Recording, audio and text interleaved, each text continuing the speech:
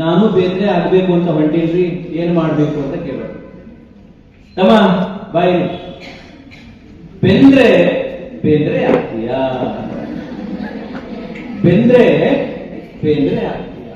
ನೀವು ಹಾಸ್ಟೆಲ್ ಅಲ್ಲಿ ಬೆಂದ್ರೆ ಬೇಂದ್ರೆ ಆಗ್ತದೆ, ಇಲ್ಲದ್ರೆ ಆಗಕ್ಕಾಗಲ್ಲ, ಕಷ್ಟ ಆಗುತ್ತೆ. ಅಯ್ಯೋ ನಿದ್ರೆ ಬಿಟ್ಟು ಓದ್ಬೇಕಲ್ಲ ಅಂತ ಅನ್ಸುತ್ತೆ, ಆದ್ರೆ ಬೇಯಲೇಬೇಕು.